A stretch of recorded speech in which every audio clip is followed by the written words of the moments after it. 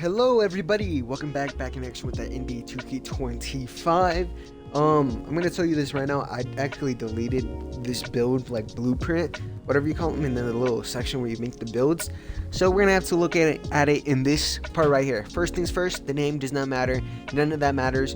The build is 6'7", 270, 7'3" wingspan, and I'm gonna take you through the build real quick. This is gonna be like a 2-minute video. I don't want to waste y'all time. If you want to copy the build, here it is, bro. I'm gonna tell you the glaring things.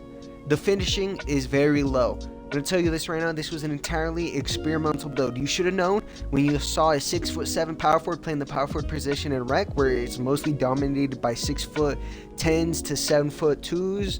Believe it or not. You should have known that this build was an experimental build. So I gave it low driving dunk, low finishing. The driving dunk is enough to catch lobs because my teammates like to throw lobs. Shooting, I actually regret this cap breaker right here. Don't do this cap breaker. Put it on block so you can get 84 block. But 85 mid-range, 75 3, 80 free throw. My LeBron build has 88 mid-range, 75 3-point, and I shoot 56% from 3, okay? Right now, none of this is upgraded. Any gameplay you see of me throwing the passes, throwing the ball down court, I have a 40 pass sack. So, the 71 pass sack, I didn't really plan on throwing the break on this build. I was just going to throw it down to my PG, so that's why that's so incredibly low. I still think it's fine. I'm able to make my passes. I've made literal videos about how I can throw full court passes with a 40 pass sack. The 61 ball handle and 55 speed with ball, I'm pretty sure was upgraded alongside the speed and other attributes, so that's why it's that. I didn't actually put them up to that. It is nice though to have some decent speed with the ball and some decent ball handle, but you're not going to really do much. Now, for the defense. The reason this build was so experimental is because this build was supposed to be entirely defensive, okay? I still wanted enough offensive attributes for me to be a offensive threat, okay? If you leave me wide open in the corner, you're gonna get punished. If you leave me wide open on the back door on a lob, you're gonna get punished. I still want to be able to score the basketball when I'm open, okay? But this is not the build where you're gonna dribble, shoot a contested three. That's just not happening, okay? This is the experimental part. I guess it's not experimental anymore. I made this build in season 1 of the game when no one had this high of a steal on a power forward, because I get a 94 because this is where I'm going to add 3 cap breakers. You see the 3 cap breakers up top? This is where they're going right here, okay? Plus 3 to steal, okay? So you have a 94 steal. At first, in the beginning of the year, this was experimental, but now apparently people like Swag X Godly have 99 steal, 82 block.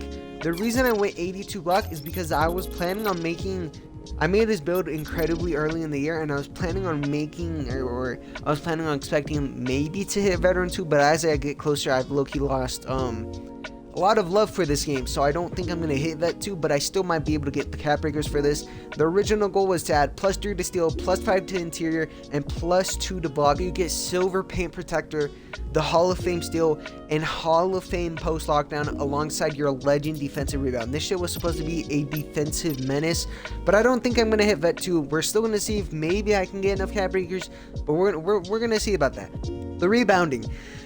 This is where the build really shines. I made this in the beginning of the year when a lot of centers didn't have that 99 rebound, so I was expecting to go out there snagging. Now, I'm gonna tell you this right now. If you run into a 7-foot center with 99 rebound, which is the norm in Pro-Am occasionally and often in the rec, it's normal for centers to have 99 rebound, okay?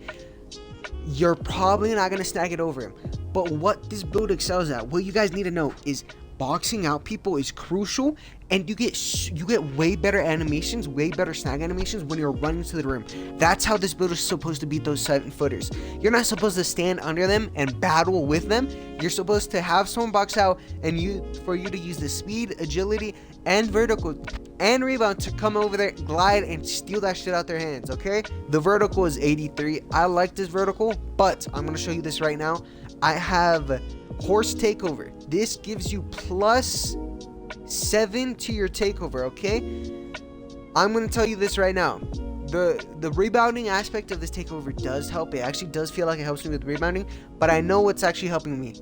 This vertical right here helps you so much with rebounding that I think if I were to remake this, I'd go more vertical, because that once I get to level 4, because on bigs it's so much easier to get level 4 takeover, just because you do so much. You get rebounds, you pass the ball, you score, you do so much that 88 vertical genuinely, once I hit level 4 or even at one point level 3 takeover, I notice a big increase in my rebounds and rebound animations.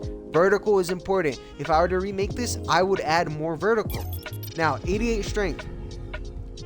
You guys heard how I was talking about adding cap breakers to this, assuming I was going to hit vet 3, assuming they were going to give more cap breakers every season, because I did make this it was in the beginning of season 2, before season 2, when they announced that they were going to add cap breakers pretty much that season, so I kind of assumed every single season. It was supposed to, with 3 cap breakers, to get to 91. If I click down on the stick right here, you can see I can add 5 to this. There's no locks. I can add 5 to this, so I can get a 91 strength. That is entirely up to you guys if you guys actually play this game. Now, I'm realizing I'm probably not going to get those cap breakers, so I would totally recommend to you guys, drop this down to an 85. I believe that's when you get all the animations. Let's see, do I get anything? No, that's it. Drop it down to an 85, put the rest on vertical or maybe your speed. That's honestly what I would do.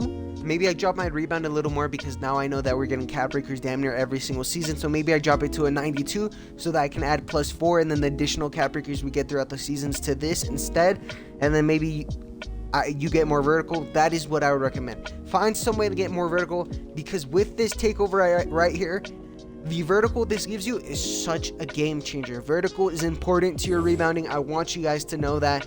If you want my jumper, let me show you guys. I haven't dropped any jumpers yet. This is my jumper I use right now. This was the jumper I was using before. Pretty good. It's just so slow, especially when you go from playing point guard and small forward, that it's not as good. I haven't gotten this build to full potential. It is my no money spent build, and I plan on dropping a video of the no money spent journey. Let me know if you guys want to see that, because I do have the clips of me grinding this build out.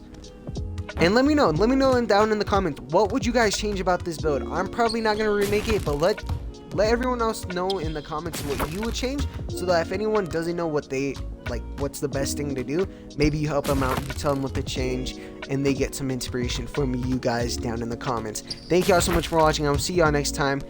Let me know down in the comments if you want any of my other builds as well.